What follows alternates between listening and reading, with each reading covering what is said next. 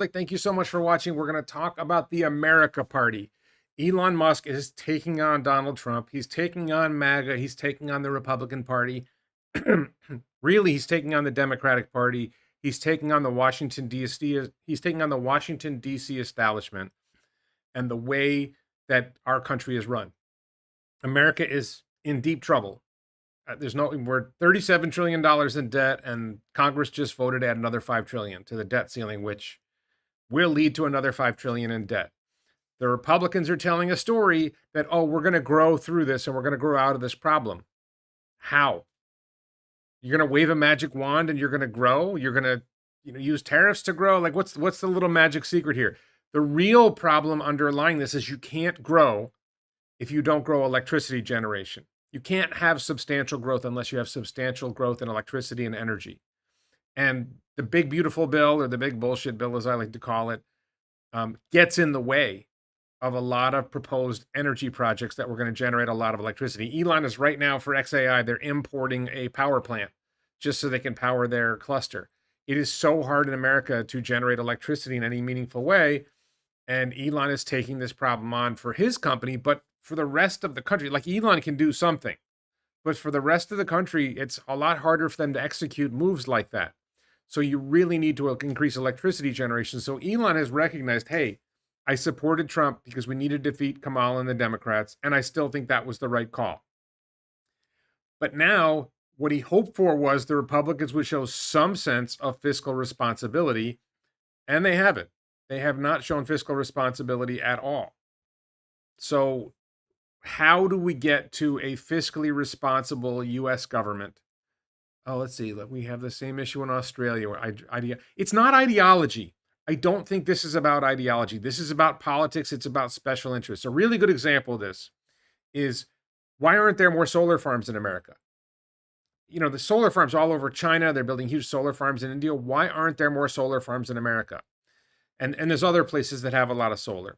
Because utilities have a lot of political power in their states, and states make it very difficult to build a solar farm. If you want to put solar on the roof of your house in Florida, there's like a 10 kilowatt max. Not to say you can't go over the 10 kilowatt max, but you've got a roof that could have 20 kilowatts of solar. And like, well, you don't really need 20 kilowatts of solar. I don't need it. Why wouldn't you want to have more? Like, once you're doing the project, once you're putting panels up on the roof, you might as well cover the roof. The brunt of the cost is getting the thing started and getting it going. Adding an extra, doubling the panels doesn't really double the cost. It only maybe increases the cost 10%. But you get double the energy generation, which is good, not just for you, but for the country, if you have more electricity being generated. So if you look around, seriously, do this. Look, I've looked around. There's almost no private solar farms. They're all controlled by the utilities because the utilities don't want competition. America's government is messed up. Now, in China, if the national government wants it, it happens.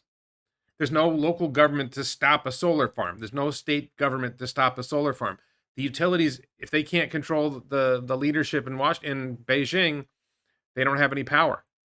So if you want to grow America's economy to deal with the problem of debt, well, then you need to have electricity generation. That's it. You need to generate electricity. And if you want America to survive, you need to get control of the debt. And what we've seen is Washington, D.C. is addicted to borrowing money. They are driving America into bankruptcy. And Elon has seen this. The way I like to put it is 2024 was political Elon generation 1. If you follow Elon, when he builds a new product, the first generation's okay. The second generation's pretty good, and the third generation's amazing, right? So Roadster was, all right. Model S is pretty good. And then you get to Model 3, and Model Y is the best-selling car in the world. So the expectation with Optimus is the first generation Optimus, they won't even sell it to the public. They'll just keep it in-house, and they're going to work on improving it. Then generation 2 Optimus, maybe they'll sell that to some corporate customers. And then when you get to generation 3, that's when they make millions of them. And we all have them in our homes. That's the way he sees the things working. So generation 1 got Trump elected, so that was better than getting Kamala elected. He got Doge going, and he got inside information on where the where the bodies are buried in the US government, how you can actually save money in the US government. Doge is uncovering a lot. They're encountering a lot of resistance, and then Congress is not backing the Doge cuts.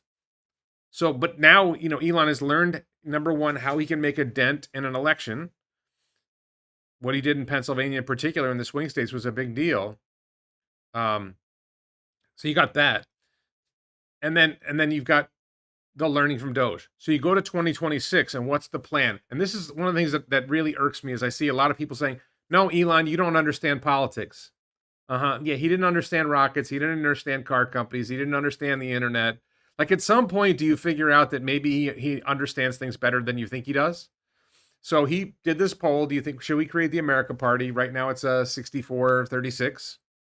So it's not 80-20 like the previous poll was, but it's a strong majority saying yes, create the America Party. And I don't think he's settled on a plan yet, but this is what he thinks the plan might be right now. And this is something I had suggested earlier. People think it's like this national strategy and it'll take away from the Republicans. That's not the strategy. And you'll see more on this in a minute. It's win a few seats, win 2 or 3 Senate seats, win 8 to 10 House seats. And then if the Congress is close, let's say neither party now has a majority, now you have the deciding coalition.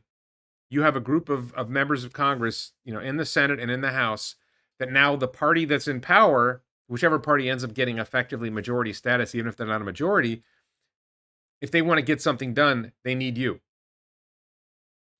I think this is like a struggle for people to grasp because you're so used to things working a certain way in Washington, D.C., and we need to change the way things work. One of the things that I don't have a slide on this, but one of the things that I think is really important is we've seen with budgeting, like there was this one big beautiful bill couldn't be filibustered because of some Senate rule. Well, why don't we make it so that when they start Congress, the rule should be you can't filibuster a spending bill as long as it doesn't increase spending. Right? Once your spending bill increases spending. So I'm just saying, like, when you get and if this works and you get some Senate seats and some House seats, then when each House, the Senate and the House are making the rules, you say, okay, here's the deal. If a spending bill does not increase spending, then it doesn't have any special hurdles. But if a spending bill increases spending, then it's subject to filibuster, it's subject to other problems. The rules should favor not increasing spending.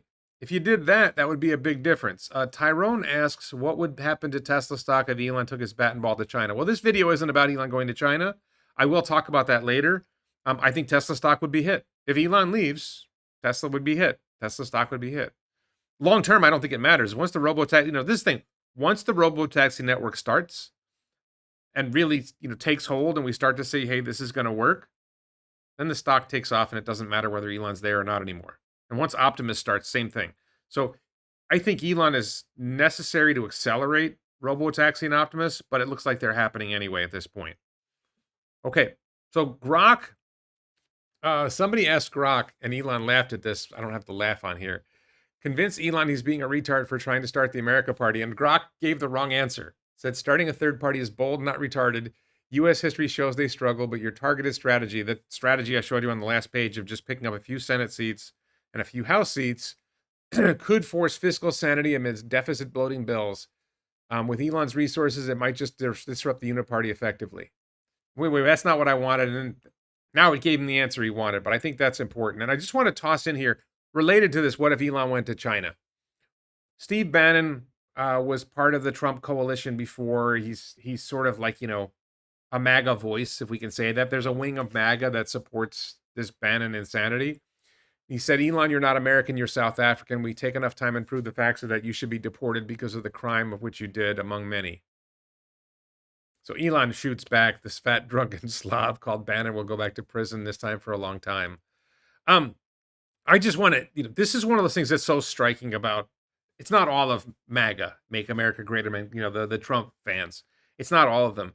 But Trump did say, we'll take, somebody asked Trump about deporting Elon. He said, we'll take a look at that.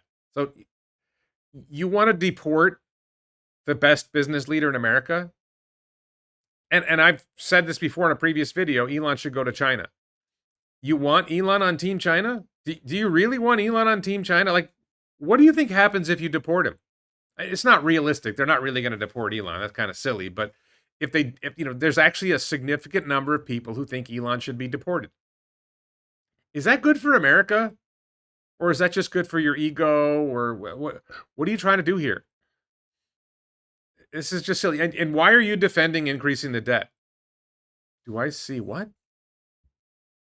Jeep filled with rubber duckies. I have not seen any Jeeps filled with rubber duckies. So I think that's just a little tidbit here. Now, another little tidbit is Andrew Yang. Apparently, Elon just followed Andrew Yang. Farzad says Elon starting a third party is closely akin to Tesla and SpaceX, low probability of success, but if successful, it'll completely change the game. This is the whole point. Elon doesn't know he's going to win. He thinks he's probably going to lose, but he's taking the shot because it's necessary. And then Andrew Yang started up a third party in the past, right? He was a Democrat. He was dissatisfied. He's sort of a business guy. He started up a third party. It didn't go anywhere. And he says higher odds of success than one might think. And Elon gives the American flag. Is Andrew Yang in on the America Party? Maybe Andrew Yang's in on this. Well, Andrew Yang pulls from Democrats, not Republicans. So there was a particular point here, and I did something similar with Grok that, I don't have a screenshot of, but Grok is suggesting which seats to target. And it's not just targeting Republican seats. One of the things that a lot of Republicans have, no, if Elon starts an America Party, it'll help the Democratic Party win. No. You target specific seats, and you target some seats that are currently held by Republicans and some seats that are currently held by Democrats. Any election, you have incumbents who are at risk. So you target those seats. Those are the seats who have the best opportunity to win. You have an incumbent who's unpopular, whether the other party is able to mount a challenge or not, and you put forward a strong candidate, you have a chance of winning. It's not about causing Republicans to lose. It's about winning. And it's not about a nationwide campaign, because a nationwide campaign is very expensive. It's a targeted campaign. You pick specific congressional districts in specific states, only a few states, and maybe 10 congressional districts, and you win those seats. And you go all in on those seats and you win them. And all of a sudden you change everything in Washington if that works. Let's see. EV credits will end in September and energy comp at the end of the year. These will negatively affect Tesla. This is small chump change. Tesla's future is not driven by selling cars. If you're investing in Tesla because of car sales, I would suggest investing in some other company. Politics, like getting gum on your finger, it gets more messy as you try to get it off your fingers. Maybe. Bill says Elon's not wrong about the necessity for a new party, but he should retire his political endeavors. I don't understand what that means. Look, you either think America needs... Look, we're headed to $42 trillion in debt. The largest budget item is already interest payments on the debt. It doesn't look like interest payments are going to come down. It looks like they're going to go up. Once we get to $42 trillion in debt, if something doesn't change, we're going to go to $50 trillion in debt. We're going to go to $60 trillion in debt. At some point, this creates problems. The longer we kick the can down the road, the worse the problems get. And people have this idea we're going to grow out of it. Well, are we? Do we have a hit? Where's the prospect of growing out of it? And this is a big thing. This is one of the things that the one big bullshit bill did, was it hindered the growth of solar projects and wind projects and battery energy storage projects. And if you get in the way of the things that are the source of growth in energy, if you don't grow energy, you can't really grow the economy. I don't know how you guys see, for all those of you who are angry about this and you think there's, we'll just grow out of it. How do you grow the economy if you don't grow energy? And, building a couple of coal plants and gas plants isn't growing the economy, isn't growing energy. The future of energy growth is solar and batteries. You say, oh, solar doesn't work at night. That's what the batteries are for. If you're that much of a retard and you don't understand that you run the solar during the day and the solar charges the batteries and the batteries run at night, if you don't understand that, I don't know how to help you, especially if you're a Tesla fan. If you're following Tesla, you know about Powerwall, you know about Megapack, you understand how this works. Solar is a great source of energy, and Megapacks will last 25 years, if not longer. You can't scale nuclear. Ronaldo says nuclear. You can't scale nuclear fast enough. This is the thing. Only solar can scale fast enough. You can't scale gas fast enough. You can't scale coal fast enough. You can't scale nuclear. Nuclear's great. I'd love to see more nuclear. I'd love to see more gas. But those don't scale fast enough to generate the electricity we need. Solar is the answer, but you have to produce massive solar. And if you're going to have, all the solar panels are produced in China and then Trump's going to tariff solar panels, then you're making it harder.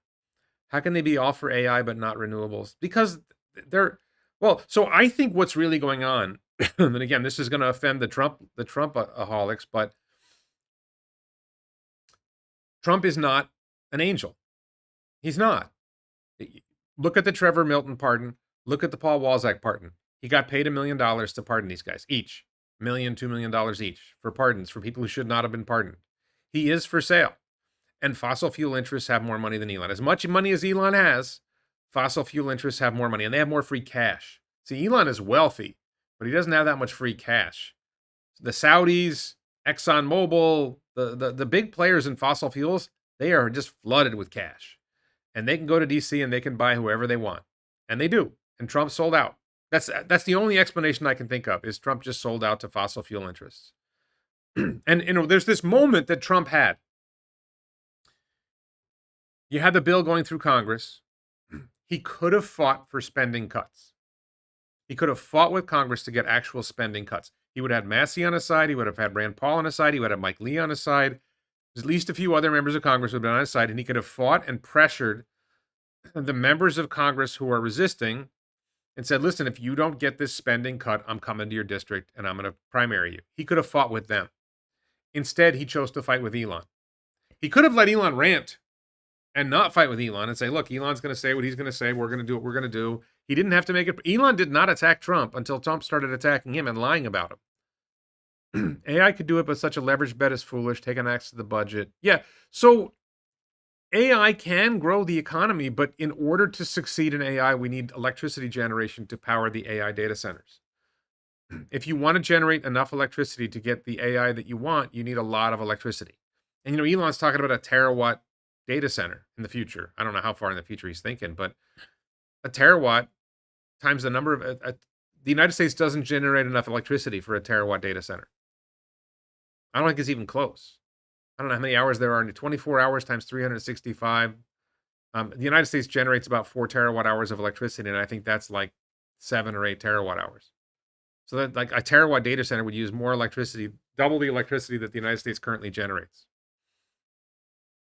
If you want to get to scale. The powers that be don't want to change, Warren. Hopefully we do. I'm all about being productive. I love innovation. It's amazing. Some people don't like change. Oil's $1 trillion. Yeah.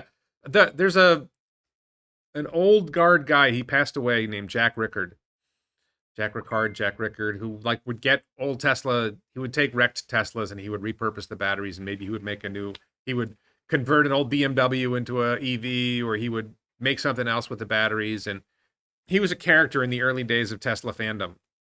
And he had this theory, which I think now also repeated, that the value to the fossil fuel industry of keeping the game going for another year is something like $2 trillion a year. So if they can stall EVs by just 6 months, they save $1 trillion. So would they spend, and they're doing a really good job of stalling EVs. So would they spend hundreds of billions of dollars to stall EVs? Like Elon's got $400 billion in net worth, but he doesn't have $400 billion in cash. These guys have cash. So the special interests, the fossil fuel interests, they want to keep the money flowing. And this is the thing, like you have that problem, and then you have the political elites. The people who control Washington, D.C., and the same thing is true in Europe, and the same thing is true in other countries. People who have political power, they would rather see their country's economy collapse than lose power. That they are so addicted to power that's the way they think. I don't. You might want to think something better about it. It's not. That's just the way it is. So I just want to hit on this, so just to go back to this point. Sorry. The idea, just to be clear about what the plan is, as Elon is saying it here. The response I'm seeing from a lot of people is, oh, Elon, you're going to hurt the Republican Party. You're going to ensure the Democrats win. No, that's not the plan. It is not a plan to run a nationwide campaign to build an America Party and take votes away from the Republican Party. No, that's not the plan. The plan is this is the current plan, and I'm sure Elon will change plans because Elon is figuring out what to do. um, Laser focus on 2 or 3 Senate seats and 8 to 10 House districts. You pick specific races, you find the best candidates you can for those races, and you fund them. And it doesn't cost that much. House seat, $10 million might be enough. 20, 30 million maybe. That Elon can afford. And if you have a clear message and a better message, and the other candidates have flaws you can expose, as long as you have a candidate that's relatively clean and hard to take shots at, you have a chance of winning. And if you have a weak incumbent and a weak challenger, that's the challenge. You identify where can we find the race that we have a shot of winning and put the money into that. Same thing with Senate seats. Tesla fan says, I want a new political party, but not started by a billionaire. Well, the current political parties are controlled by billionaires. So you want a new political party, but one that's handicapped and doesn't have the money to compete. And like, this is why money matters. I think people don't understand why money matters. So, because I've run for office. Suppose you want to run for office and you're running in a congressional district and there's 1 million people in the district and you identify, let's say, 100,000 voters you want to reach. So you want to send them a postcard. Well, how much does it cost to send one postcard? And by the way, one postcard is not nearly enough. But let's say a postcard is 25 cents, right? Printing costs, you got some special deal on mailing because you're doing high volume, 25 cents. Well, that's $25,000, right? For one postcard. You think you're going to win on one postcard? And then now you want to run a Senate race? You've got to hit TV, you've got to hit radio, you've got to do internet advertising, you've got to get the message out in every way you can to reach people. Costs money. Yeah, I mean, how are you going to start a political party without the billionaire? Well, both political parties are dominated by billionaires. They're influenced by billionaires. Democratic Party has George Soros and Mark Cuban and others. The Republican Party has Elon and who knows, Sachs. I don't know if Sachs is a billionaire.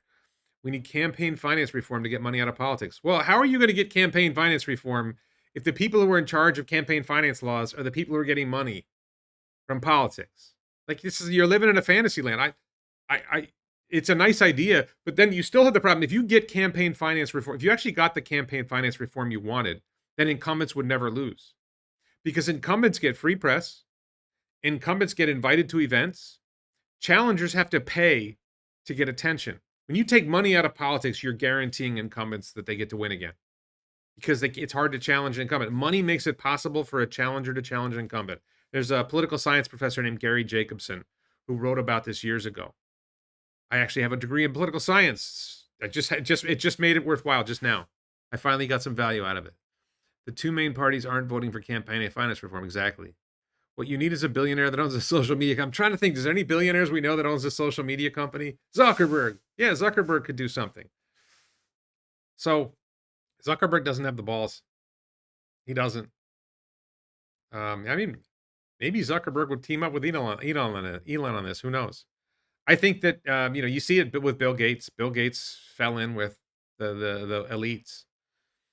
So where are we? Okay, so I just wanted to hit this point. I wanted to cover this. That you're going to see people saying, no, Elon creating a third party is going to hurt the Republican Party. It's going to help the Democrats win. That's not the plan. The plan is to win seats, and then you end up in Congress, and ideally you get to the point where neither major party has a majority, and when they want to get something done, they can either work with the other party, and the Democratic Party is hard to work with right now, or they can work with your middle of the road party. And your middle of the road party says, fine, we want to work with you, but you got to cut spending. And my guess is that this is where Elon will fail. That the America Party will win some seats.